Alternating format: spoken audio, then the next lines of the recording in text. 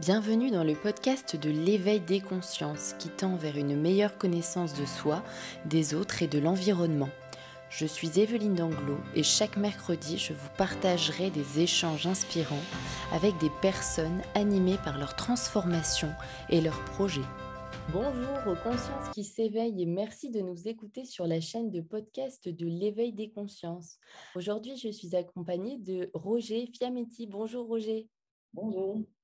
Merci beaucoup d'avoir accepté cette interview dans le podcast. Alors, vous êtes kinésithérapeute et ostéopathe depuis maintenant 35 ans. Vous êtes aussi conférencier et auteur de nombreux ouvrages. Et nous allons aujourd'hui parler de votre ouvrage Se libérer du sentiment d'abandon et des angoisses de séparation. Vous avez mis au point l'ostéopathie somato-émotionnelle, donc on va en parler. J'ai plusieurs questions pour cette première question. J'ai été inspirée. Qu'est-ce qu'une séparation au sens large? Comment y faire face? Et pouvez-vous nous parler des séparations dites positives et celles négatives? Alors, trois questions en une.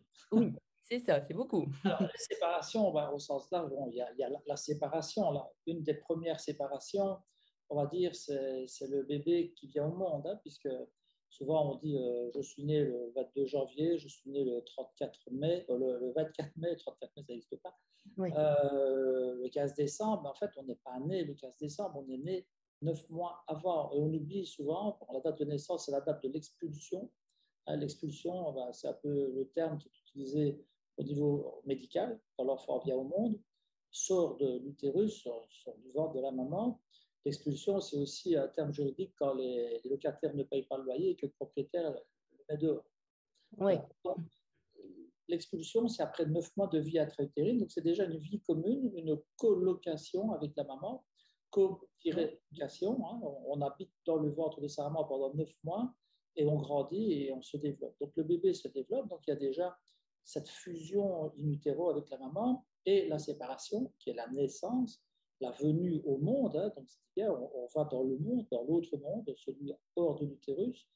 Et cette séparation, c'est une diffusion avec la mère. Donc ça peut être déjà, même pour la mère, plus que pour le bébé, mais pour les deux, de toute façon, cette rupture, et si la mère était vraiment en harmonie pendant la grossesse, pendant ces 9 mois de gestation, il y a des femmes qui vous disent moi, je n'ai jamais été autant et aussi heureuse et en équilibre quand j'étais enceinte, je serais enceinte toute ma vie si je pouvais.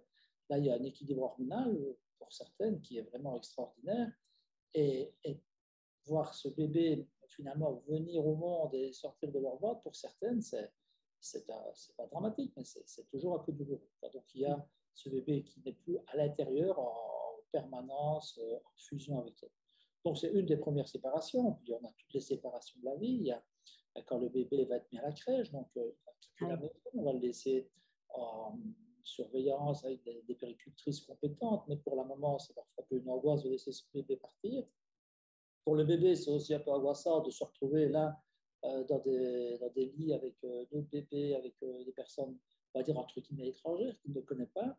Et puis, si on continue, il y a l'école, il y a l'école maternelle, où là, c'est aussi les premiers pleurs des enfants qui quittent leur maman, qui ne savent pas si on va venir les rechercher le soir. Pour certains, c'est l'angoisse principale. Et puis, si on continue, il y a l'adolescence. L'adolescence qui est encore une séparation, puisque c'est la séparation de l'enfance vers l'adolescence.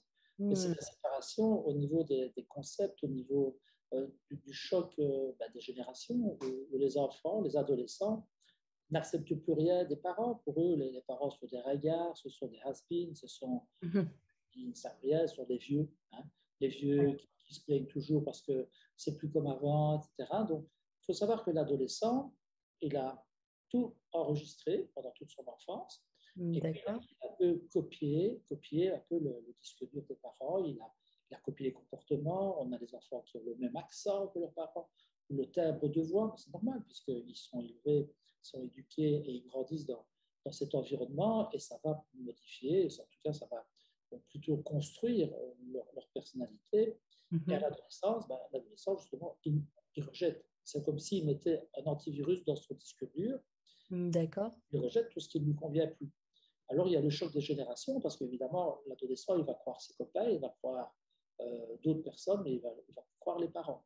Alors, le prof, il va croire les autres et surtout, il va rejeter ce qui vient des parents. Alors, il faut savoir que l'adolescent, il a toujours l'impression, la sensation qu'il peut tout faire. Ça veut dire que s'il doit étudier 500 pages et qu'il a un examen dans 2 mois, il se dit qu'il peut étudier la dernière semaine. Il a le temps. Ouais. Alors que l'adulte, lui, il a cette projection. Il sait dire, il sait voir dans le futur et se dire, si tu as 500 pages, ben, commence déjà à étudier maintenant, et puis pendant un mois, et puis le mois suivant, tu révises, tu revois un peu ta copie, et tu enregistres bien pour bien, justement, tu travailles d'abord en vertical, puis tu travailles après à l'horizontale, et puis tu peux comparer de chapitre en chapitre. Un adolescent, il ne peut pas penser comme ça, parce que fondamentalement, il n'est pas encore formé au niveau cérébral pour penser comme ça. Le cortex préfrontal, il est formé, il a terminé sa formation à 30 ans. Donc, l'adolescent, lui, il croit qu'il peut tout faire. Il peut boire 10 bouteilles de whisky et dire qu'il ne sera jamais sous, à part qu'il sera sous après une bouteille. Un adulte saura qu'il ne peut pas trop boire, mais un adolescent, il est un peu inconscient ou quelque part, bon, il n'a pas de limite ou alors il n'arrive pas à les fixer. Donc, l'adolescence, c'est une période de séparation parce que l'enfant passe vers l'adolescence, il se sépare de son enfance, et surtout, il se sépare aussi des parents. Et le choc des générations est justement dû parfois et souvent à une incompréhension des parents qui ne savent pas que l'enfant ne peut pas projeter dans l'avenir. Et ça, c'est la source des conflits, justement. Si les parents pouvaient comprendre aussi que l'adolescent est dans cette évolution progressive et qui n'a pas encore tous les outils pour pouvoir organiser à long terme, eh bien, il y aurait déjà peut-être moins de conflits et moins de disputes. Parce que quand on voit des adolescents qui se retrouvent en pension, au pensionnat, parce qu'ils n'arrivent plus à s'entendre avec leurs parents, tout ça parce qu'il n'y a pas de sous-titres, en fait. Chacun a son histoire et il n'y a pas de conversion, il n'y a pas d'intersection où ils peuvent chacun un peu discuter et mettre en commun leurs sentiments, puisque chacun pense à sa façon. L'adulte, il sait tout, il sait plus. Et l'adolescent, lui, il croit tout savoir, mais il ne sait pas encore. Donc, effectivement, ça peut créer que des conflits. Donc, l'adolescence, c'est aussi une période de séparation assez importante et malheureusement assez péjorative que ça peut produire. Si on continue, on grandit, l'adolescent a des rencontres amoureuses, et puis a des ruptures amoureuses, les premiers amours, les premières ruptures. C'est vrai que si on devait ne pas souffrir, il faudrait ne jamais aimer, parce que si on aime, on risque d'être déçu. Et si on est déçu, on souffre. Alors, quelque part, on pourrait ne jamais s'engager dans aucune relation amoureuse, comme ça on ne jamais être déçu. Voilà. Alors, est-ce qu'il faut se priver sous prétexte qu'on ne peut pas souffrir? Non, je pense qu'on doit souffrir parce que malheureusement, ça arrive que dans une relation amoureuse, il y ait une rupture. On apprend. Elle va être vécue mal ou très mal ou pas trop mal en fonction justement des ruptures précédentes et des séparations précédentes. Et on pourra voir qu'effectivement, c'est dans les premiers mois, les 10 premiers mois de l'enfance et déjà dans la vie intra-utérine, qu'il peut s'installer une vulnérabilité psycho-émotionnelle par rapport à la séparation et une angoisse de séparation, selon qu'il y a eu des traumas qui ont été pas trop bien vécus, ou en tout cas qui se sont imprimés dans le corps. Et ces traumas, ce sont des traces sans souvenir que l'individu va garder, va grandir avec. Et si un jour il est confronté à une séparation, déjà on va dire une rupture amoureuse, il va le vivre normalement, on va dire ok, on dit le suivant. D'autres vont se dire non, moi je ne supporte pas, donc il y en a qui se suicident, il y en a qui font des dépressions. Voilà. Donc ça peut créer des troubles qui vont être importants ou moins en fonction du passé. Donc le passé revient toujours dans le présent. Et D'accord. François Sagan disait, j'ai peur de ce que le passé me réserve, parce que quand je vois la roue tourne, et la roue, il faut la voir comme une roue qui tourne, comme ça, devant nous et puis derrière nous. Et puis la roue tourne, ça veut dire que le passé qui est derrière nous, quand ça tourne, ça revient devant nous. Donc le passé nous revient toujours dans le présent. Et si le passé n'a pas été bien géré, ça s'imprime dans le corps. Le corps est un réservoir, un réceptacle qui capte tout, c'est un buvard. et tout ce qui est imprimé dans ce corps devra un jour s'exprimer d'une façon ou d'une autre à travers un signifiant qui va se présenter dans le présent. Et les séparations continuent. Après, on rentre dans le monde du travail, et puis on peut être licencié, hein, Oui. on perd son boulot, donc on est séparé, on se retrouve dans un autre secteur qui est le secteur du chômage, donc on est un peu séparé de la vie, du monde du travail, de la vie sociale, même si un chômeur est toujours dans la vie sociale, mais on n'est pas sur les mêmes rails, etc. C'est toujours un peu démoralisant de ne pas avoir de travail, alors que c'est finalement ce qui permet aux gens aussi de s'accomplir et de s'épanouir. Et puis, on continue à grandir et à vieillir. Et puis, on est à la retraite. La retraite, c'est la séparation. On est un peu expulsé, encore une fois. Comme on était expulsé du ventre de sa mère, on est expulsé du monde du travail. Là, bon, c'est pas toujours bien vécu. Il y en a qui disent, oh, super, maintenant les seniors actifs. Donc, il y en a qui se dépêchent, qui sont vraiment très impatients d'être retraités pour pouvoir vivre une deuxième vie avec beaucoup de loisirs, beaucoup d'activités. Et puis, il y en a d'autres pour qui le travail est quelque part l'essentiel. Qui Et sont angoissés. un mois après, ils sont malades, et 6 mois après, ils sont morts. Donc, il y a des ruptures qui doivent se gérer aussi avec une transition, avec quelque part un fondu enchaîné vers quelque chose de plus calme, mais il ne faut pas que ça soit une rupture brutale. Et puis après, on continue de vieillir, et puis vous tombez 2-3 fois, vous avez 75 ans, vos enfants sont un peu inquiets, et disent, bon, ben voilà, papy, on va le mettre dans une EHPAD. Voilà. Et alors, vous avez votre maison, vous avez 75 ans, 78 ans, et on vous dit, voilà, maintenant, ta maison, on va tout vendre, tu gardes une commode, quelques cadres, quelques photos, et tu vas aller habiter dans une résidence pour personnes âgées.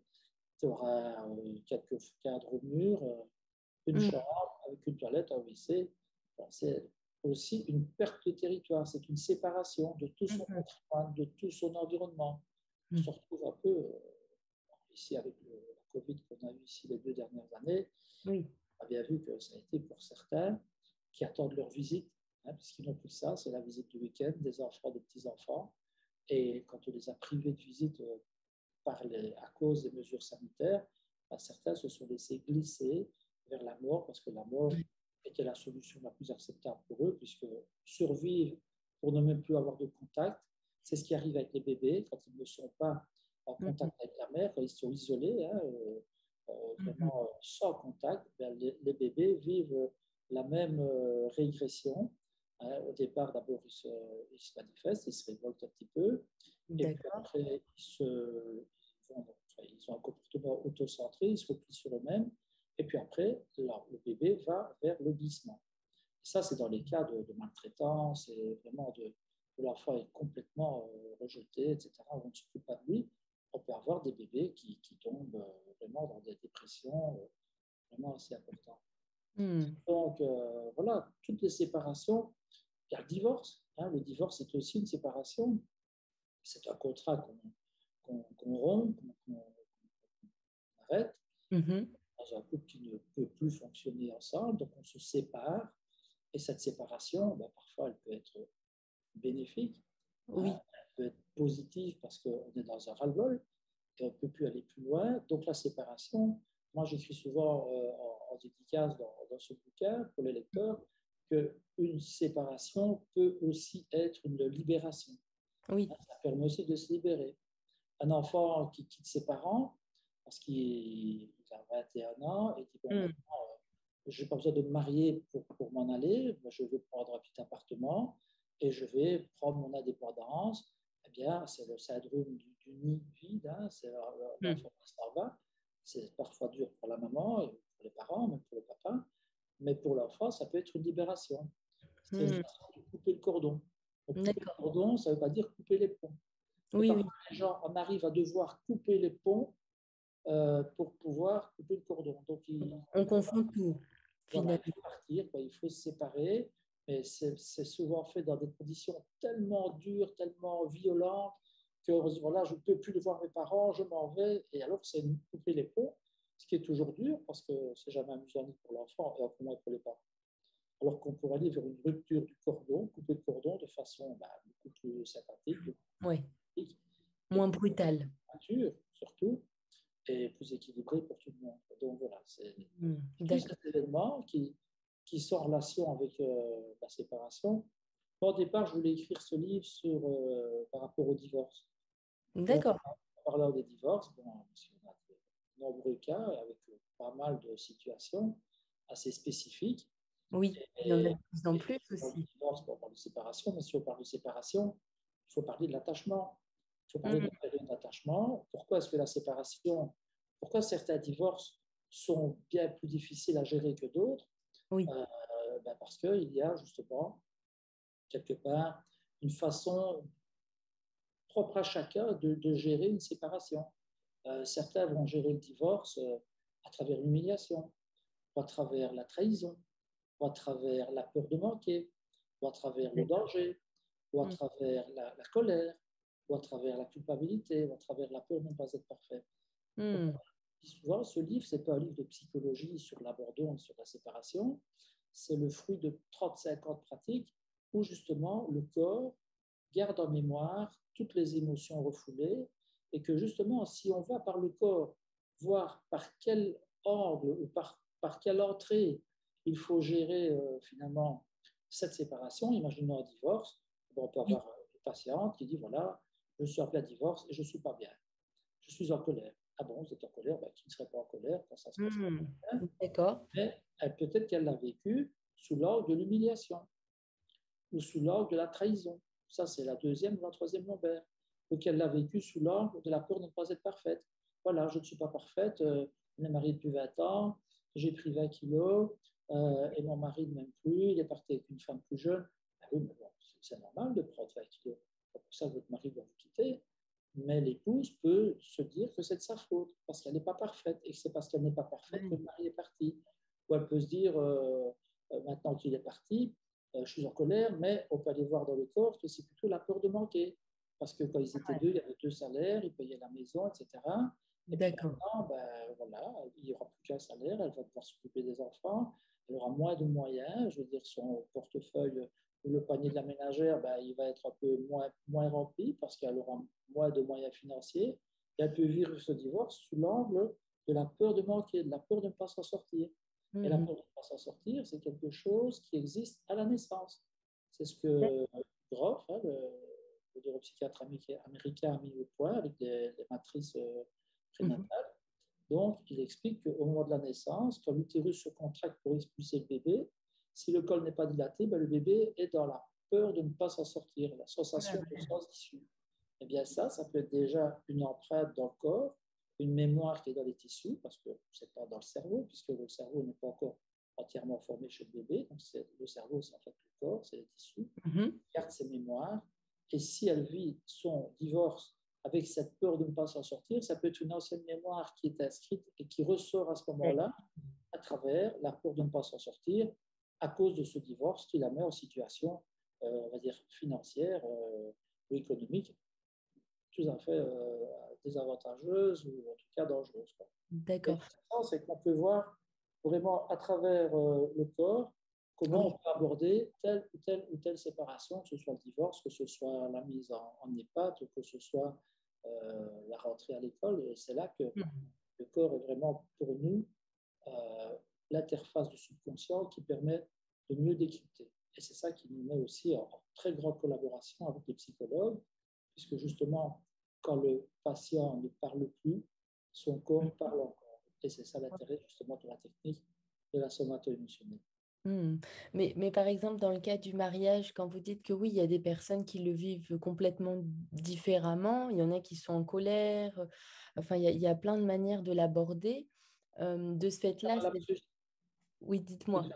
Dans le cadre du mariage, Oui, oui, oui, oui. En dans le fait, cadre du divorce. oui, voilà, mais dans ce cas-là, enfin, c'est un exemple, mais de ce fait-là, c'est vraiment la personne qui ressortirait des choses qu'elle n'a pas travaillées, qui sont en lien justement avec son enfance. Est-ce que c'est tout le temps dans ce type de situation? Enfin, c'est souvent ça qui revient.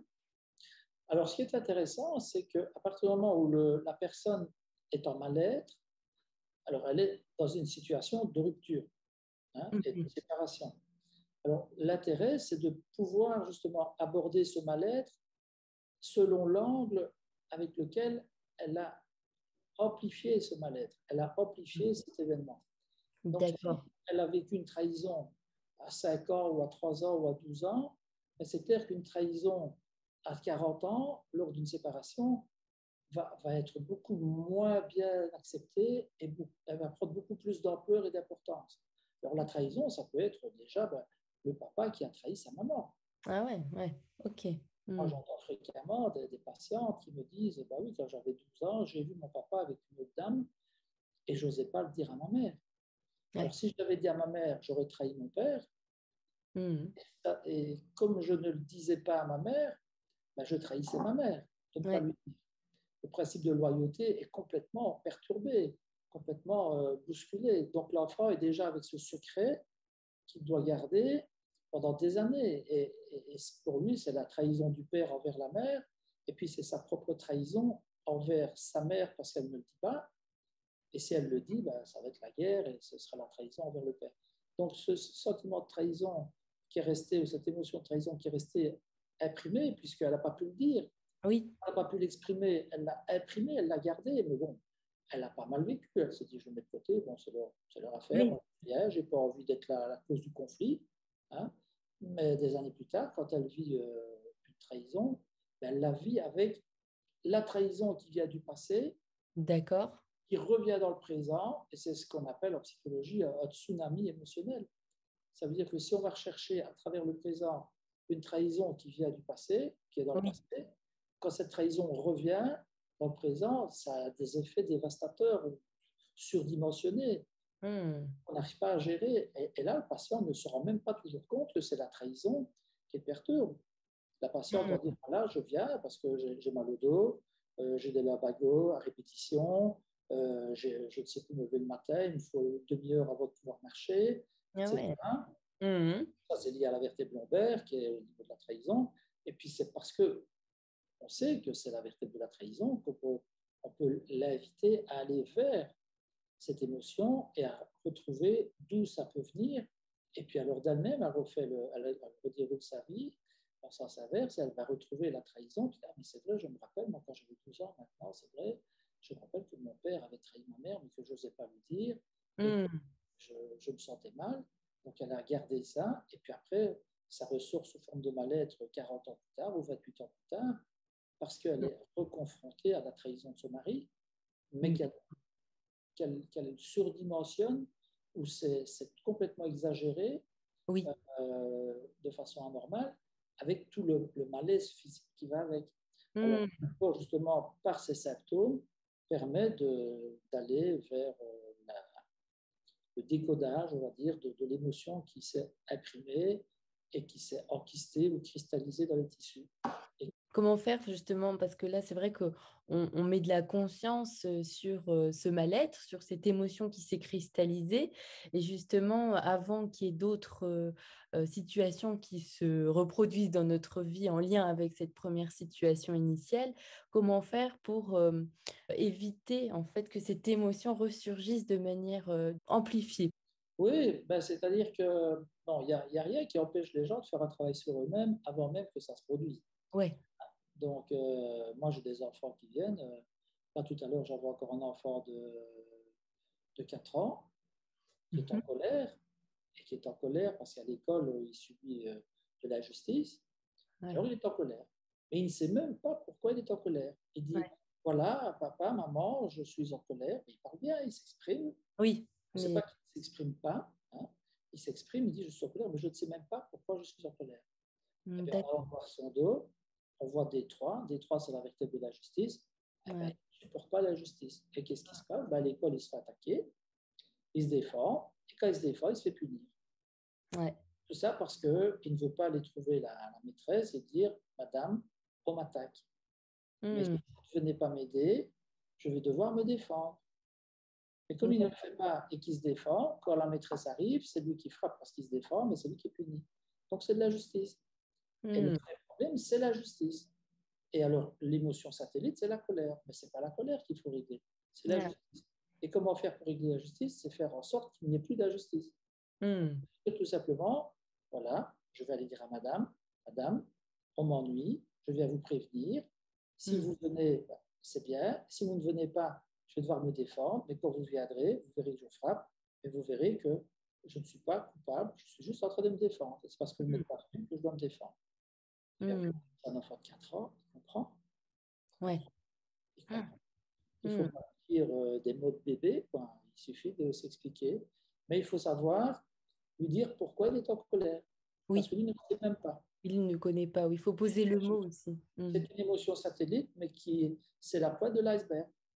Mais ce qui est caché, c'était la justice. Il y a une référence. Mais là, il a 4 ans. Il a déjà quelque part à passer. À côté, il me dit, eh bien, moi, je ne supporte pas la justice. Ah bah voilà. Donc c'est quand même transgénérationnel. Il y a quelque chose qui... C'est clair. Ouais. Et c'est pour ça que intéressant. la vie intra-utérine est super importante parce que l'enfant va capter les émotions de la maman in utero. Ça, c'est la les neurosciences nous montrent, la neuropsychoimmunologie nous prouve que quand la parturiente, donc la femme enceinte, produit une hormone avec une émotion, le bébé, le fœtus in utero, produit la même hormone. D'accord. Et oui, ça peut être culpabilisant pour les mamans. Non, c'est pas culpabilisant. C'est important de le savoir, justement. Si on va avoir un accès de colère quand on est enceinte, c'est peut-être mieux de faire en sorte de ne pas en avoir.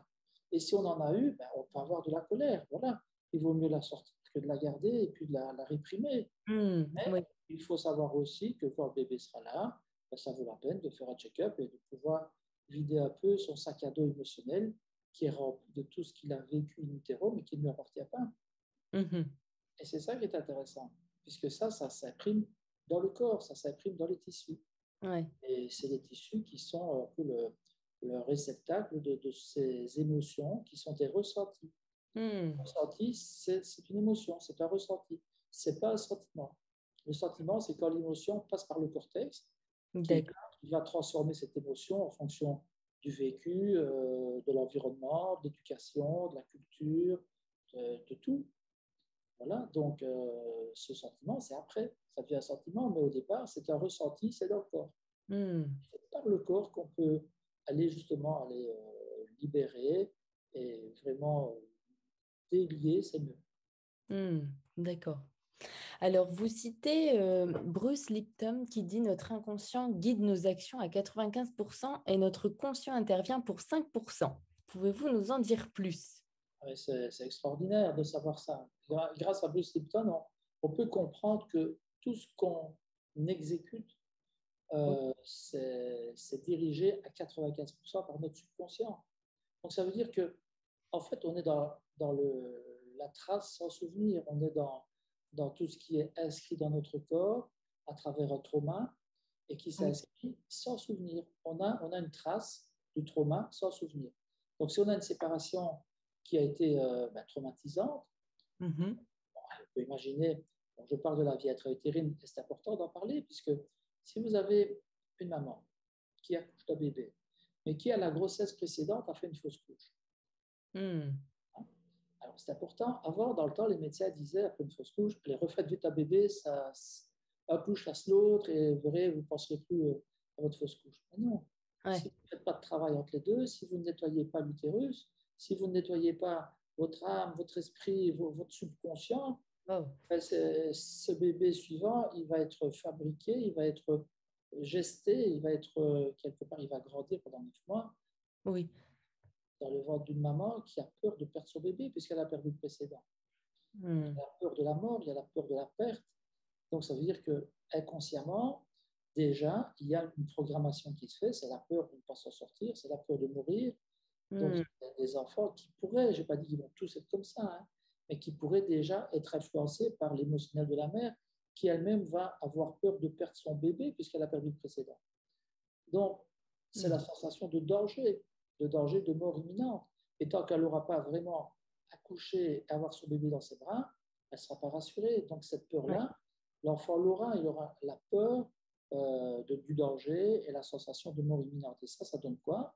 Ça donne des enfants hypersensibles, des enfants hyper vigilants, toujours sur le qui-vive, qui sont dans le danger de mort, mais et aussi qui, et là c'est assez, enfin, c'est incroyable de dire ça, mais moi je le vois dans les séances où vous avez des enfants, comme la maman a peur de perdre le bébé, ben le bébé bouge et Ah il oui, bouge dans le ventre dites, pour ouais. rassurer la maman. Oui. Alors, longtemps, on aurait dit, mais non, ça n'existe pas. Françoise Dolto, quand elle parlait au bébé, elle disait au départ que c'était n'importe quoi, puis on a fini par comprendre qu'elle avait raison. Je pense que, voilà, dans le livre, je la cite souvent, je fais référence à des personnes comme elle ou à Boris Cyrulnik, qui sont vraiment des maîtres en la matière et qui nous ont ouvert la voie. Et c'est important de savoir que le bébé comprend déjà. Et quand le bébé bouge pour rassurer sa mère qui a peur qu'il soit mort parce qu'elle a perdu le précédent, et quand il sort du ventre, il est programmé dans « je bouge pour te rassurer ». Ah oui. Donc Donc, le bébé, il bouge la nuit pour rassurer la la maman, nuit, oui. dire « je suis bien vivant, t'inquiète pas, je ne suis pas mort ». Et le pire, c'est que si la maman, le bébé grandit, et puis il y a un bébé, un enfant hyperactif, alors on se dit « oui, mais il n'arrête pas de bouger ». Alors la maman s'énerve. Et le bébé ou l'enfant, quand il voit que la maman s'énerve, son programme, c'est quoi? Maman a peur, donc je vais bouger. Plus elle s'énerve, plus elle a peur, plus le bébé bouge, plus l'enfant est hyperactif. Et moi, on arrive à une solution agréable, puisque le bébé, finalement, l'enfant, il finit par être toujours puni parce qu'il n'arrête pas de bouger. On va dire, ah, cet enfant, il est hyperactif, il est hypertonique, on ne s'en sort pas, il ne dort jamais. Et oui, l'enfant, il surveille sa mère, Oui. rassuré.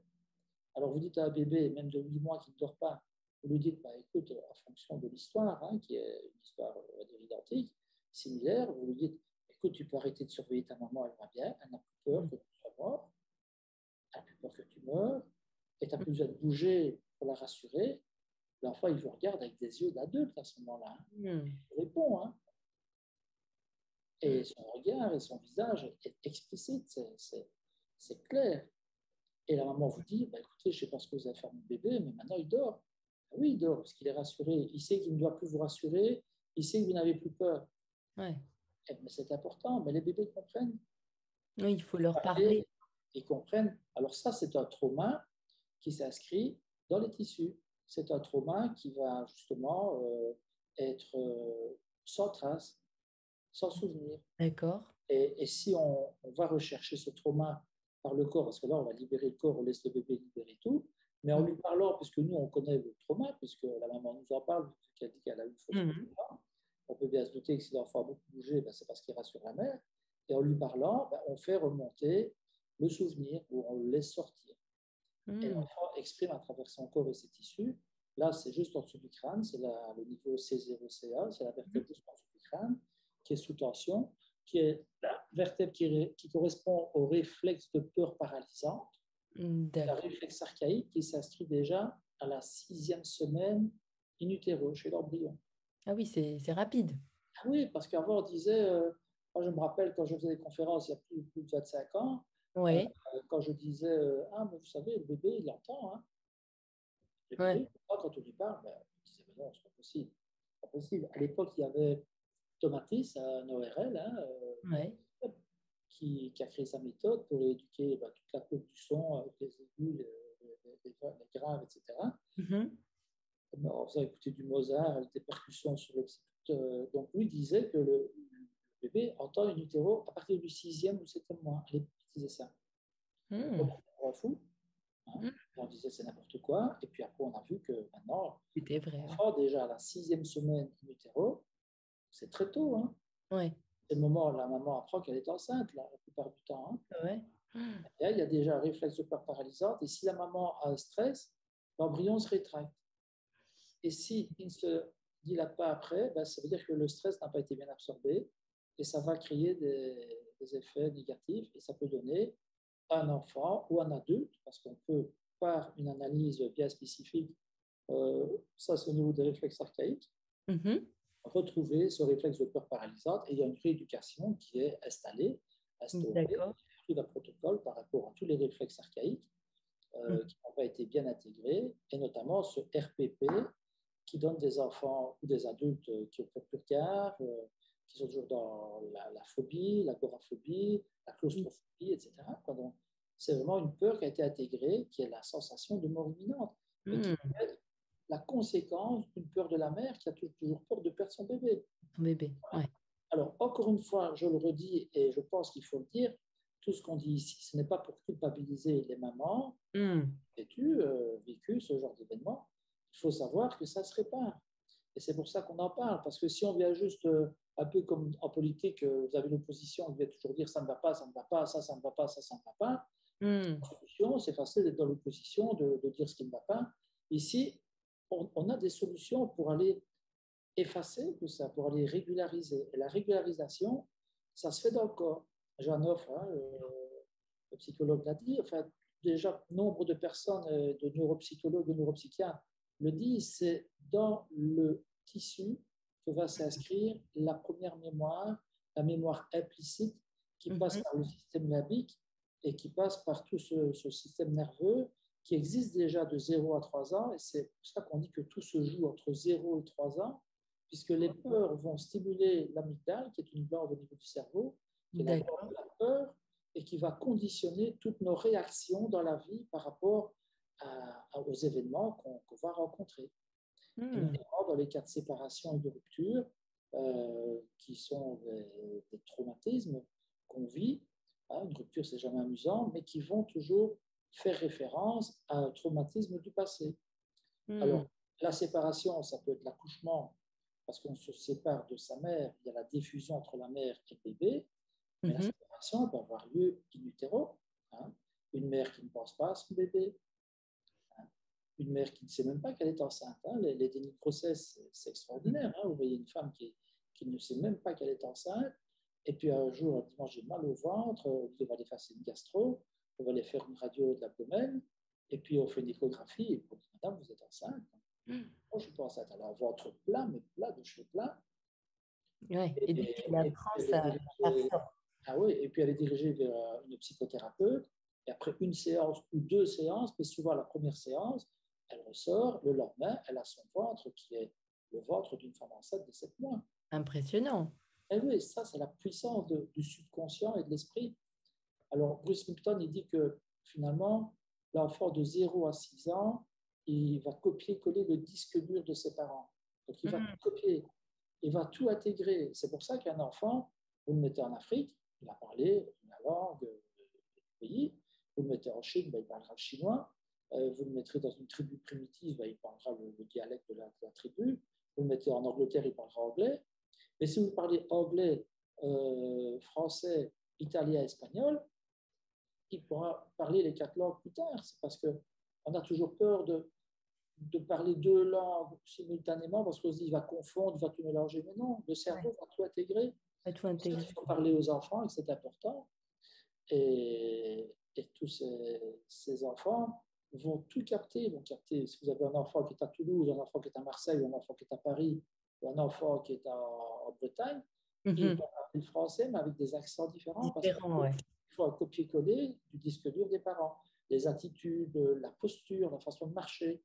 Voilà. Et puis, de 0 à 6 ans, tout est intégré et de façon inconsciente, ils vont aussi refaire les mêmes gestes, contrôlés à 95% par le subconscient. Mais il y a aussi la blessure. S'il y a une blessure, s'il y a un trauma qui s'est inscrit dans la petite enfance, une séparation, une humiliation, etc., ou une culpabilité. Par exemple, vous avez un enfant de 3 ans, les parents se séparent, les parents divorcent, l'enfant peut prendre sur son dos la culpabilité de cette séparation. L'enfant peut se le dire, mais il ne se le dit pas consciemment, c'est tout à fait inconscient. Il peut se sentir coupable de la séparation des parents. Il peut dire, c'est de ma faute qu'ils se sont séparés. Si je n'étais pas né, ils ne se seraient pas séparés. Et cette culpabilité, ça va rester dans son subconscient. À savoir que la culpabilité, ça provoque l'autosabotage, l'autopunition, l'autodestruction.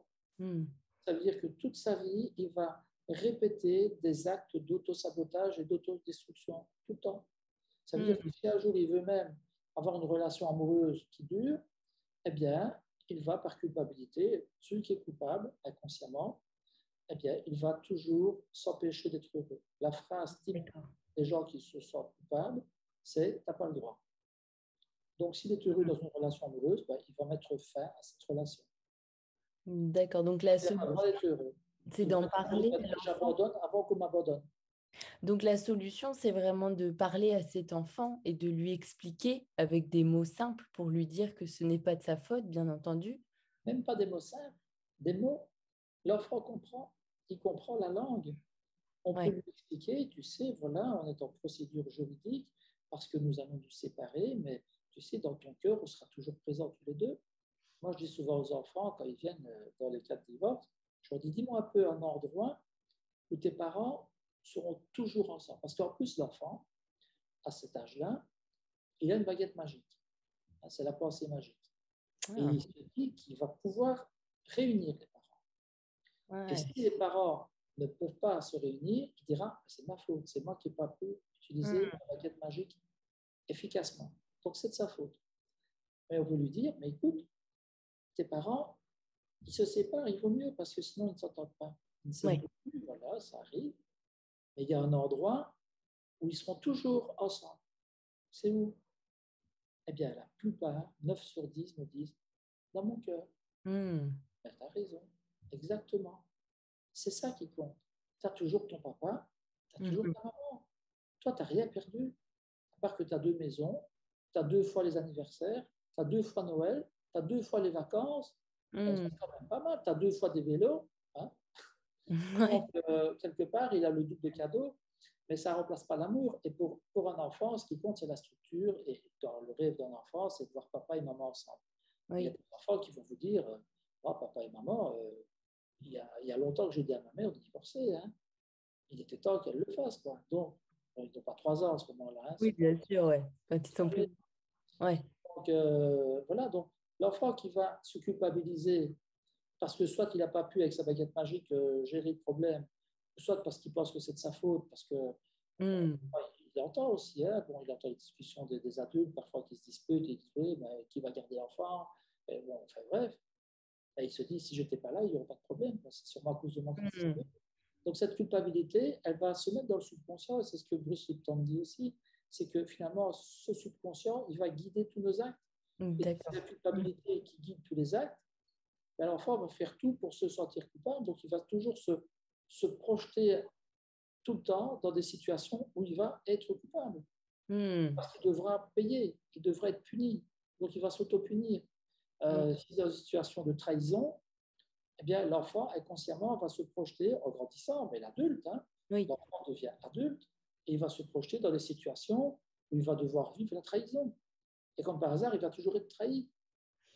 Hmm. Et il va toujours s'intégrer dans des plans, dans des projets avec des associés. Et comme par hasard, c'est l'associé qui va lui racheter ses parts, mais pour presque rien, ou qui va le voler, ou qui va prendre l'argent de la société, qui va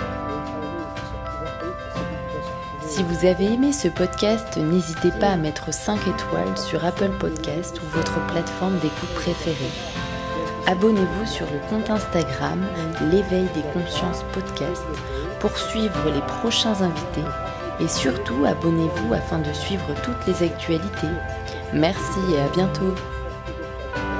Et puis, on finit à par se demander, mais pourquoi est-ce que je fonce toujours dans le même mur? Pourquoi je commets toujours la même erreur? Pourquoi j'arrive toujours sur la même blessure et que j'arrive pas à m'en sortir? Mais parce qu'on n'a pas été enlevé la racine au départ. C'est ça l'intérêt, justement. D'accord. Et par le corps, c'est que le corps, lui, il a toutes ses racines, elles sont là. Le corps, c'est comme un livre, on l'a écrit avec son histoire, et en fonction de ce qu'on a écrit, on le retrouve. Moi, je dis toujours, je suis le lecteur de votre corps. Je ne fais que lire. Ah, vous êtes un voyant, vous êtes un médium. Non, jamais de la vie. Je ne Ouais. suis que le lecteur de ce Du que vous avez écrit dans votre corps. C'est dans D'accord. votre dos. Vous ne le voyez pas, moi je le vois. Eux sont aveugles, moi je vois. Donc je Hmm. leur dis. Et puis quand je leur dis, alors ils peuvent voir ce qu'ils ont écrit. Et c'est Une de là façon de que les aider développe. à se connaître Oui. et à se reconnaître. Et c'est Hmm. ça qui est intéressant, c'est que par le corps, on peut retrouver la trame du début, qui est la racine qui nous envoie toujours dans le même décor, dans le même trauma, dans le même accident, tout le temps. C'est comme si vous prenez toujours la même route, et Oui. qu'à un moment donné, ça tourne à droite, et qu'à chaque fois, vous allez tout droit et vous allez dans le mur. Pourquoi je ne tourne pas? Parce qu'à la base, tu es programmé pour rentrer rentrer dans le mur, puisque tu es rentré dans le mur une fois et tu n'as pas encore enlevé ce trauma qui est inscrit dans ton corps. Donc finalement, c'est à la portée de tous en tant qu'adultes de pouvoir retrouver cette racine, l'origine de ce trauma, pour pouvoir ensuite l'intégrer et prendre de nouvelles directions. Tout à fait, tout à fait. Moi, je pense que c'est vraiment un message d'espoir finalement, parce que le nombre de gens qui sont dans le mal-être et qui se sentent même coupables d'être dans le mal-être, parce que les gens qui sont en dépression, ils ne sont pas heureux, ça c'est sûr, mais en plus ils sont doublement malheureux, parce qu'ils se disent qu'à cause d'eux, le reste de la famille est malheureuse, donc du coup ils se sentent coupables d'être malheureux, oui. Et de malheureux, donc leur culpabilité les amène encore plus à se flageller et à se faire du mal. Et c'est un message d'espoir que de dire on a tous en soi les codes, on a tous en soi les boutons sur lesquels on peut pousser pour rétablir un équilibre, mais il faut aller pousser sur les bons boutons. Et ça, il suffit de les détecter pour pouvoir y arriver. Dans le livre, il y a page 28, il y a le schéma qu'on a mis avec toutes les vertèbres et toutes les émotions qui s'y rapportent. Donc déjà, si on a mal dans le bas du dos ou dans la nuque ou des omoplates, là, on sait déjà voir justement à quoi ça peut correspondre. C'est intéressant déjà pour tout un chacun de plus ou moins se situer et voir en fonction de ses douleurs, en fonction des symptômes, par exemple le psoriasis. Ah oui, vous en parlez. Voilà. C'est intéressant. Alors, vous parlez aussi de la perception préférentielle. Est-ce que vous pouvez nous dire en quelques mots qu'est-ce que c'est? Là, justement, la perception préférentielle, c'est la façon dont on a vécu un trauma, que ce soit in utero ou quand le bébé est né, et dans son petite enfance, c'est cette façon de vivre le trauma qui va justement laisser une trace sans souvenir. C'est ce qui va s'inscrire dans le corps et dans l'inconscient de l'individu et qui va permettre justement de donner presque l'identité ou la racine bien spécifique qui fait que l'individu va toujours foncer et reproduire les mêmes comportements négatifs par rapport à son évolution, par rapport à sa vie. S'il est dans la culpabilité, ben, il va tout le temps se remettre dans la culpabilité, il va avoir la place de coupable et de victime. Vous avez des enfants qui sont parfois abusés sexuellement, ben, c'est vrai qu'ils sont victimes. Eh bien, ces enfants se sentent coupables. Ah ouais. Et malgré qu'ils sont victimes, ben, ils se sentent coupables. Malgré qu'on devrait les aider, ben, ce sont eux qui sont toujours en train de s'autodétruire.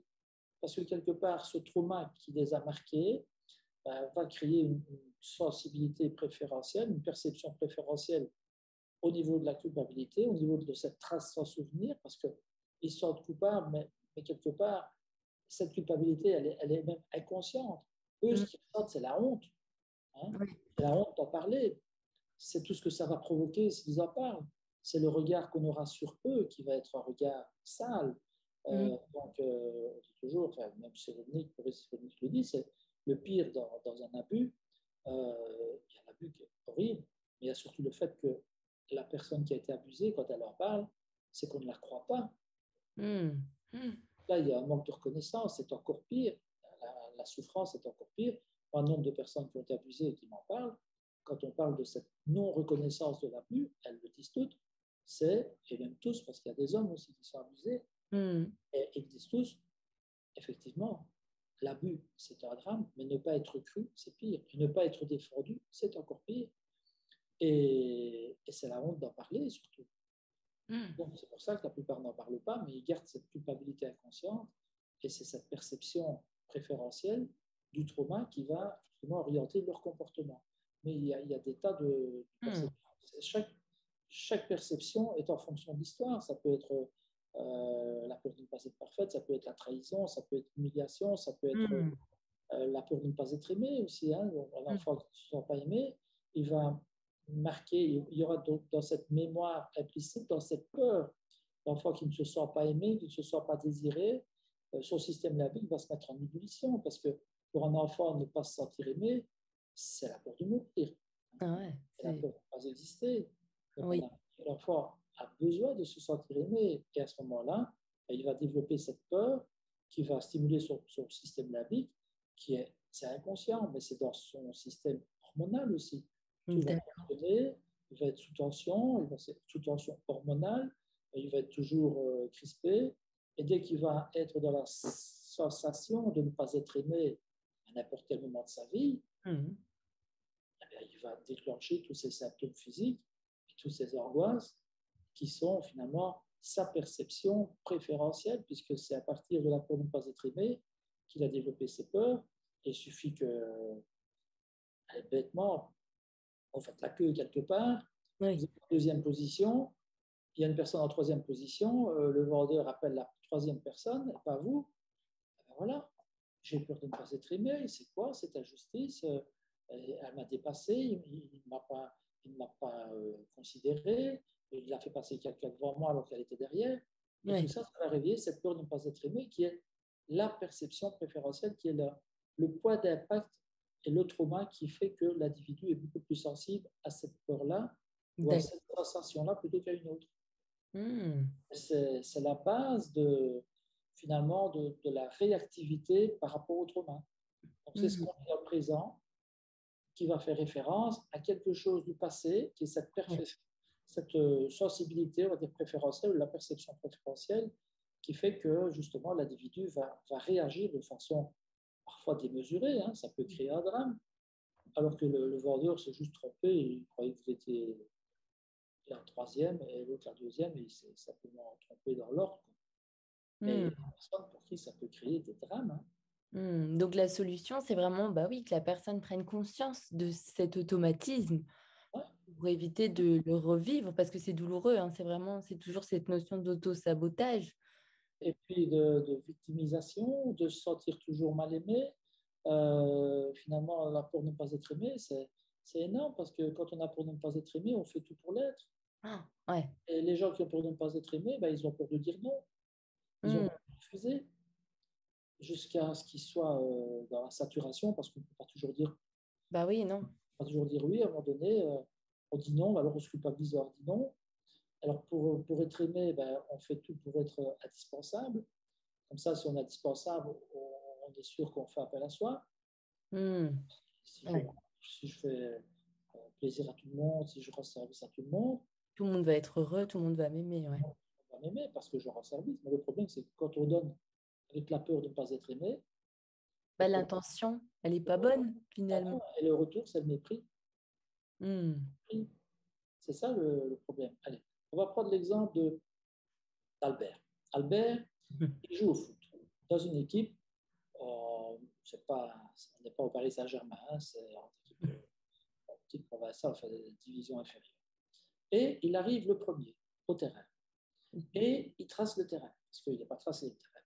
Les dirigeants arrivent, hein, c'est un petit club, un club régional à la campagne, et alors il va aider les dirigeants à mettre le filet autour des goals. Et puis dans les vestiaires, tiens, il faudrait passer un coup de brosse, il va y passer un coup de brosse. Voilà. Et puis les joueurs arrivent, hein, voilà, les joueurs titulaires qui jouent bien et qui ont leur place dans l'équipe. Et Albert, on le fait jouer, parce que s'il ne joue pas, Albert, il ne viendra plus. Mais Albert, il est indispensable parce qu'il trace le terrain, il met les filets, il nettoie le vestiaire après le match. Quand tout le monde va boire un verre, lui, il est encore en train d'aider les dirigeants à ranger le vestiaire. Alors, on en a besoin. Il sera indispensable. Comme ça, on est obligé de le garder dans l'équipe, de le faire jouer. L'aimer. Alors que les autres joueurs, ils disent, bon, Albert, il ne sait pas jouer, hein. On ne va pas le garder, quoi. Il nous embête, à cause de lui, on prend des goals. Mais oui, mais grâce à lui, le terrain, il est prêt. Et les vestiaires sont prêts. Donc les dirigeants, ils le font jouer parce qu'ils en ont besoin. D'accord. En fait, ce n'est pas parce qu'ils en ont besoin, c'est parce qu'Albert se rend indispensable de ne pas être rejeté. D'accord, ouais, ok. Cet exemple-là, je pense que dans beaucoup de clubs, ça existe. Moi, j'ai des patients qui ne s'appellent pas Albert, mais ce sont des Alberts. Et maintenant, ils ne sont plus Albert. Maintenant, ils ne vont plus tracer le terrain, ils ne vont plus mettre les filets, parce que ce n'est pas son rôle. Albert, c'est un joueur. S'il veut avoir sa place dans l'équipe, il n'a qu'à s'entraîner. Ouais. Il n'a pas à se rendre indispensable pour qu'on l'accepte, alors qu'il ne joue pas bien. Parce que pour finir, il se fait mépriser par les autres joueurs de l'équipe.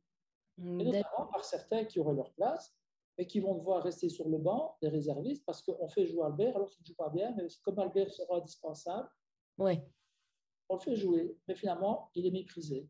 Donc, tout ce qu'il a à gagner, c'est rien du tout. C'est une fausse titularisation sur base de son dévouement, qui n'est pas un dévouement, il donne parce qu'il a peur de ne pas être aimé, il a peur de ne pas être accepté. Il donne pour être accepté, il donne pour être aimé. D'accord. Et ça, c'est pas authentique, c'est pas ça. Comme c'est pas ça, ça se retournera contre lui. D'accord, c'est intéressant. Vous expliquez donc, pour en revenir à la naissance, que la médecine obstétricale a fait d'énormes progrès permettant aux femmes d'accoucher sans douleur. Le gynécologue est parfois contraint d'utiliser des forceps ou des ventouses pour aider le bébé à sortir. Quelle est l'émotion ressentie par ce bébé et quel est l'impact aussi sur sa vie future? Alors, il faut savoir que quand le gynécologue utilise des ventouses ou des forceps, c'est jamais de gaieté de cœur. Hein. C'est quand même des instruments métalliques sur un petit crâne très fragile. Donc, ils ne le font pas vraiment de façon automatique. Quand ils le font, c'est quand le bébé bradycarde, hein, c'est quand son cœur commence à ralentir et que l'enfant entre dans une souffrance fœtale qui pourrait avoir des effets tellement graves. Hein. Ça peut donner des enfants IMC, des infirmes moteurs cérébraux. Il y a aussi, hein, si on voit que le cœur ralentit trop, le gynécologue, là, les forceps, c'est vraiment l'urgence. Hein. C'est vraiment les pompiers qui arrivent et c'est en vitesse, il faut extraire le bébé. Oui, que la maman aussi se fatigue. Hein. C'est vrai que... Oui, mais c'est aussi le manque d'oxygénation hein, qui va survenir, hein, qui va être très délétère, hein, très, très grave. Donc, il faut savoir que si le bébé a déjà son cœur qui ralentit, ça veut dire que c'est déjà des informations inconscientes et qui sont des ressentis. Donc, le bébé est déjà en train de commencer, entre guillemets, à mourir. Il y a une angoisse de mort qui s'installe puisque son cœur bat moins vite. Donc, c'est des ressentis, mais ça ne passe pas par son cerveau. Ça reste, encore une fois, dans son inconscient, dans ses tissus. Hein. Et puis, quand le gynéco extrait le bébé, là, les forceps peuvent avoir aussi des effets sur le crâne, parce que le crâne est très souple. Alors là, on a parfois ce qu'on appelle des plagiocéphalies, des déformations du crâne, qu'on travaille en ostéopathie crânienne chez le bébé, de toute façon. Mais ce qui est intéressant, c'est que moi, je dis toujours, quand on s'intéresse à un être humain, à un patient, il y a tout ce qui est mécanique, viscéral, structurel, il y a aussi l'émotionnel. Donc ce bébé, si on l'a extrait au forceps, c'est qu'il était en danger de mort, ou en tout cas en danger d'avoir un problème grave. Donc il a senti, c'est qu'il ne sortait pas. Donc s'il est dans cette fameuse sensation de sans issue dont nous parle Grof, donc c'est le neuropsychiatre américain, qui parle vraiment de ce moment où le bébé va sortir, mais qui n'arrive pas à sortir. L'utérus se contracte pour l'expulser et le col ne s'ouvre pas, ou alors le bébé est mal mis, etc. Donc, du coup, il y a toutes des causes qui vont s'inscrire et qui font que le bébé ne sort pas. Donc, non seulement il y a l'utilisation des forceps ou des ventouses qui peuvent avoir des effets sur justement ce qu'on va appeler la plagiocéphalie, c'est le crâne qui est déformé, mais il y aura aussi l'émotionnel du bébé. Alors, cette peur de ne pas s'en sortir, c'est la vertèbre de l'accouchement, c'est la première dorsale. D'accord. Moi, j'ai nombre d'enfants qui ont des problèmes de dyslexie, dyscalculie, dysorthographie, distraction, fatigue, perte de concentration, mémorisation difficile, dans le gaz toute la journée, à côté de leur pompe, ils sont là sans être là. On leur dit, Julien, va un peu chercher une cuillère dans la cuisine, ils reviennent, ils n'ont rien, ou alors ils ont une fourchette, ils ont oublié ce qu'ils allaient chercher, etc. Alors, c'est des enfants qui étudient 2 heures, ils ne retiennent rien. Ils ont 3 sur 10 alors qu'ils bossent tous les jours beaucoup. On corrige la première vertèbre, eh bien, ces enfants, ils ont 8 ou 9 sur 10. Moi, j'ai encore un enfant ici, il avait 15 ans. D'accord. Donc, quadrilingue, français, italien, anglais, hollandais, mais 4 langues, comme des langues maternelles. Hein, c'est 4 langues parfaitement. Incroyable. Super beau poids dans tous les cours, sauf en maths. Il est avec sa maman et on retrouve la naissance difficile, expulsion au forceps, etc. Donc, expulsion, peur de ne pas s'en sortir, peur de ne pas y arriver, peur finalement de manquer, hein, même d'oxygène. Et cette première dorsale correspond à ça. Il faut savoir qu'à côté de la première dorsale, c'est ce qu'on a souvent ici, qui est ce qu'on appelle populairement la bosse de bison, quand c'est trop fort, un peu trop induré, trop infiltré. Il y a un ganglion nerveux de part et d'autre, le ganglion stellaire, lui par des nerfs qui commandent les artères carotides pour l'oxygénation du cerveau. Eh bien, cette vertèbre-là était mal mise. C'est le fusible qui a sauté. C'est le fusible, donc la vertèbre, moi j'étudie des vertèbres sont comme des fusibles dans un système électrique. Quand il y a trop de tension dans le système électrique, les fusibles sautent, les disjoncteurs sautent. Et c'est une sécurité finalement. Et dans le corps, c'est la même chose. Quand il y a trop de tension, trop d'émotions, trop de stress, eh bien, il y a des fusibles qui sautent. Quand on a remis sa première dorsale, automatiquement, ben, ça, c'est pas magique, c'est physiologique, c'est anatomique, c'est neurophysiologique.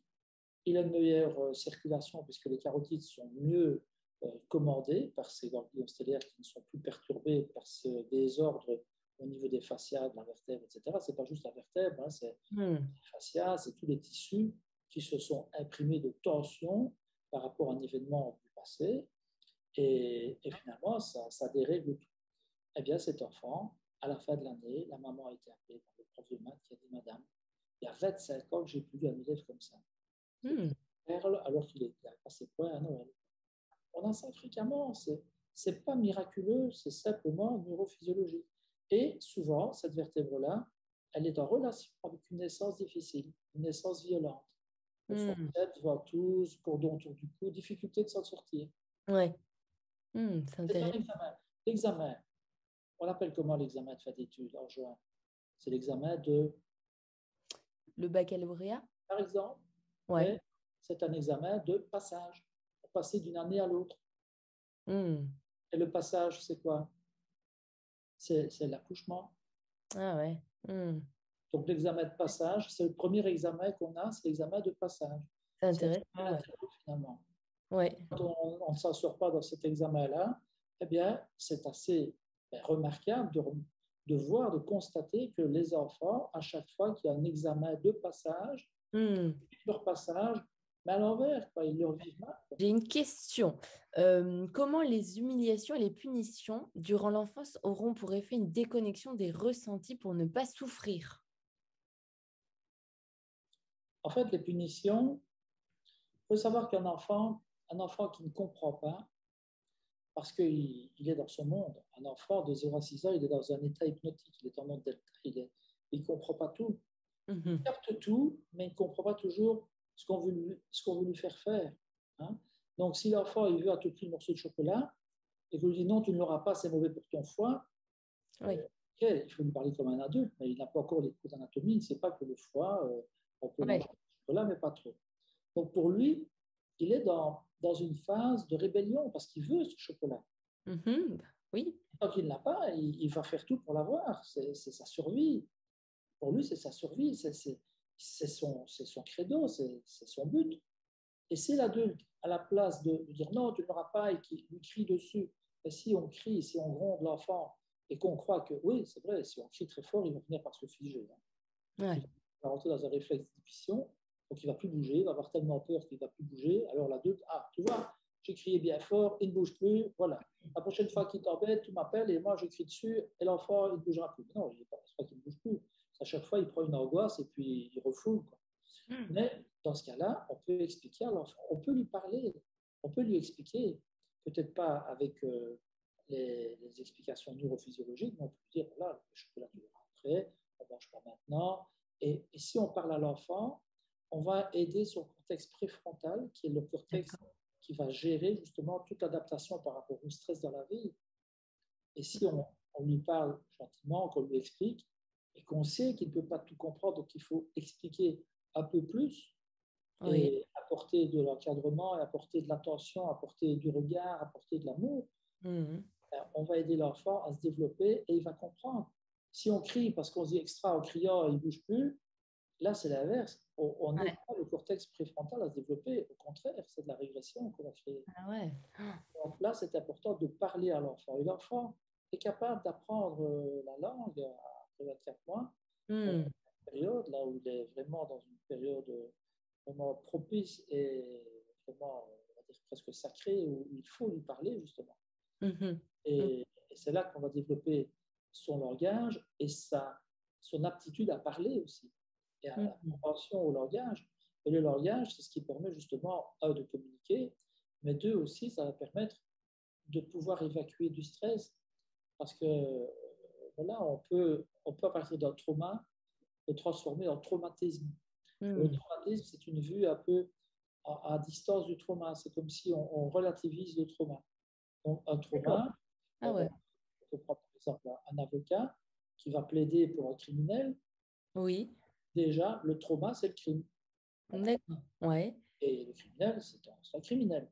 Mais l'avocat, son rôle, c'est d'aborder ce crime sous des angles différents. On va dire, bah oui, d'abord, le criminel, on lui dit, tu vas t'excuser auprès de la famille, ça va déjà un peu adoucir. Et le criminel, s'il ne s'excuse pas, il va avoir la peine maximum, ça c'est sûr. Ouais. S'il s'excuse, alors que le trauma est toujours là, mais le fait qu'il s'excuse, on va déjà se dire, bon, il s'est excusé. Ça change déjà le regard sur le criminel. Sur le criminel. Et puis quand l'avocat va dire, oui, mais vous savez, ce criminel il a eu une enfance malheureuse, il a été frappé, maltraité, violé, abusé, il a grandi dans des familles d'accueil, etc. Il va dresser un portrait qui va modifier l'angle de vue par rapport à l'histoire du criminel. Et le trauma va être un peu transformé en traumatisme par la plaidoirie de l'avocat, qui utilisera des faits de manche, qui utilisera de métaphores pour pouvoir un peu adoucir le jugement des jurés. Et à ce moment-là, il y aura peut-être une réduction de peine. Parce que du trauma, il sera passé au traumatisme par la verbalisation et par la modification de l'angle de vue, où la presse avait dit, oui, c'est un criminel, il faut lui donner la capitale, il a fait ça, c'est un salaud, etc. Ce qui est sûrement pas très agréable non plus pour les victimes, hein, bon, bien sûr. Côté de la partie civile. Mais l'avocat, son rôle, c'est d'aborder le même trauma sous un angle différent. Eh bien, c'est ce qu'on fait aussi en psychologie avec les gens, c'est leur permettre de revoir leur trauma autrement, sous un autre angle. Et ici, à travers ce livre, parce qu'il y a des tas de cas d'exemples, eh bien, on aide les gens aussi.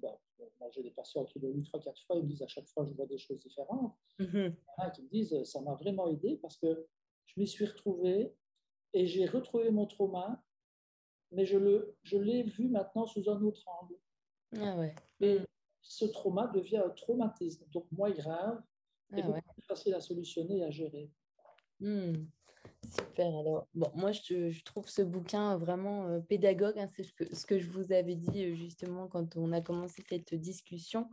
C'est que vous parlez de plein de passages finalement de la vie, la vieillesse, l'Alzheimer, l'EHPAD. Enfin, il y a vraiment plein d'étapes. Justement, vous citez au début des étapes de séparation. Mais je voudrais m'arrêter sur le passage ultime dont vous parlez à la fin avec celui du lien quantique. Finalement, Roger, sommes-nous tous reliés les uns les autres? Et regardez, on est reliés par Internet. Ouais, c'est une extraordinaire. Je ne vous ai jamais vu. Je vous vois là et j'ai l'impression de vous connaître depuis toujours. Et ben voilà. C'est ça qui est terrible. Et on est tous reliés. En fait, on est dans une intrication psychocorporelle. Ça, c'est nous-mêmes. Hein. On est dans cette intrication où le psychologique, le corporel, tout est mélangé par rapport à soi-même. Et par rapport aux autres, on a parfois des événements où on connaît la maman dont le fils est à New York. Il vient de faire un accident. Là, il est 15 heures et en France, il est 9 heures, hein, ou l'inverse. Et finalement, la maman a une sensation, elle a envie de vomir, ou alors il a eu un accident, il a eu un choc sur la tête, elle a un mois tout d'un coup, elle a un mal de tête et une migraine. Puis elle apprend 1 heure après que son fils est à l'hôpital et qu'il a une fracture du crâne. Et il y a des événements comme ça qu'on ne peut pas. On comprend maintenant, on analyse. Hein, il y a des centres de recherche scientifiques qui analysent maintenant tout ce qui est la parapsychologie, la télékinésie, etc. Mais il y a ce lien quantique qui fait qu'on est tous reliés. Alors, qu'est-ce qui s'est passé pendant le Covid? Il y a des gens qui ont prié tous ensemble, il y a des gens qui ont médité tous ensemble, avec les tambours, sur les tambours. Voilà, mais ça, c'est de la cohésion, c'est de la solidarité, c'est du collectif. Par la pensée. Et la pensée, elle est très constructrice et elle permet justement de déplacer des montagnes, si on veut, mais ça existe. Et je pense que ce lien quantique, il est là. On est tous reliés, on ne se rend pas compte. On est tous reliés. Et c'est pour ça que dans l'inconscient collectif aussi, on a des tas de pensées qui sont parfois négatives aussi malheureusement. Et je pense qu'il faut tordre le cou à ces pensées négatives pour ramener justement à un inconscient collectif positif. Et ce lien quantique, puisqu'il existe, il faut s'en servir dans le bon sens. Donc voilà, moi je crois que votre émission, elle est géniale, puisque ce sont des idées positives et c'est de l'information, j'espère, qui va aider des gens, et qui va aider des gens à voir plus clair en eux, ou de mieux se reconnaître, ou de retrouver des infos qui vont les aider et qui vont leur permettre d'aller un peu simplifier leurs problèmes, en tout cas permettre de les voir autrement et de les traiter avec beaucoup plus de recul et plus de compétences et plus d'efficacité. Et voilà, ça sert à ça. C'est ça qui est bien. Dans ce lien quantique, on peut amener à une meilleure énergie positive, spirituelle, mais alors là, il ne faut pas tomber non plus dans... J'aime bien l'ésotérisme, je n'aime pas le zozotérisme. En fait, c'est n'importe quoi. Donc, il faut rester cadré et se dire, voilà, c'est vrai, si tout le monde pense positif, si on va tous vers une bonne énergie positive, c'est sûr qu'on arrivera à un meilleur résultat. Et la séparation, en fait, c'est quand on ne veut pas aller dans la bonne direction, finalement. Alors, la bonne direction, c'est laquelle? Vous savez, il y a des gens, ils font des milliers de kilomètres, ils vont en Inde. Maintenant, on va à Dubaï, mais c'est plus pour le plaisir. En Inde, c'est plus pour méditer. On va au Tibet, on va voir le Dalai Lama. Certains aiment bien d'avoir une audience avec le pape. Voilà. Dans le temps, c'était tous ces voyages. On pouvait un peu évoluer, faire de la méditation. Alors, on faisait des milliers de kilomètres pour aller retrouver quelque chose. Et finalement, même quand on arrivait en Inde, on était face à soi-même. Alors, en fait, la force, elle a un point d'application, une intensité, un sens et une direction. Eh bien, ces kilomètres qu'on fait, des dizaines de milliers de kilomètres pour essayer de se retrouver ou de se connaître, on inverse la direction. D'accord. On fait 1 centimètre. Et ça, c'est le chemin qu'on peut parcourir. C'est énorme. Et si tout le monde fait ce chemin-là, eh bien, alors là, la cohérence, elle va être vraiment énorme. Et le lien quantique, dès qu'on le crée avec soi, on le crée avec les autres. C'est ça qui est terrible.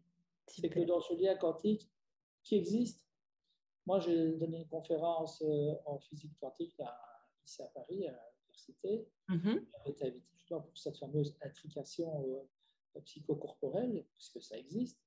Et ils étaient intéressés, puisque moi, je parlais du corps, des tissus et des mémoires dans les tissus, ce qui maintenant est prouvé par les neurosciences. Et là, on avance vraiment dans ce sens-là, et c'est ça qui est bien. Et le professeur me disait, maintenant, nous, on va vraiment vers la quantique émotionnelle. D'accord. Plus que la quantique physique. Donc, il y a vraiment toute cette dynamique et cette évolution où on sait que la pensée peut avoir des effets. La pensée, c'est 5%, c'est le conscient. Ce qui est le plus important, à mon sens, et moi j'aime bien de le dire parce que je suis ostéopathe, donc je travaille avec mes mains, je suis dans les tissus, je suis dans cette mémoire, mais c'est 95%, c'est dans la mémoire inconsciente et dans le corps. Alors il y a d'autres techniques, il y a le MDR, il y a l'hypnose, il y a des tas de façons d'accéder à ce subconscient. Mais c'est vrai que au-delà de la pensée, il faut avoir accès à ces 95% qui sont les moteurs et les créateurs de la pensée. Et si on va nettoyer ces 95%, alors on a 95% de positif et on aura les 5% de pensée qui seront le support de ce subconscient, mais alors on a du 100% de positif. Alors là, le lien quantique, il est plus que puissant. Merci beaucoup, Roger, pour votre inspirant témoignage. Vraiment, je ressens en tout cas que ça vibre et je ressens vraiment que ça me parle et ça va aider, je pense, beaucoup de personnes. Donc, j'invite toutes les personnes aussi désireuses d'en savoir plus de lire ce bouquin. On prend beaucoup de plaisir à le lire et comme j'expliquais, ça répond à beaucoup de questions. Finalement, en tant que jeune maman aussi, ça m'a aidée, hein, je tiens à le dire aussi, parce que ça m'a aidée à me rendre compte de ce que j'avais pu transmettre, mais bien sûr sans culpabiliser, parce que vous le répétez, hein, c'est vraiment une ressource où on vient puiser de l'information pour pouvoir justement travailler par la suite. Donc ça aussi, et puis même personnellement, ça m'aide dans mon cheminement d'éveil des consciences. Donc merci beaucoup pour ce partage. Et j'invite toutes les personnes aussi à commenter ce podcast. Si vous avez aimé, à le repartager. On sera ravis de lire vos témoignages et vos avis. Merci Roger. Je vous souhaite à tous de passer une très bonne fin de journée. Merci également.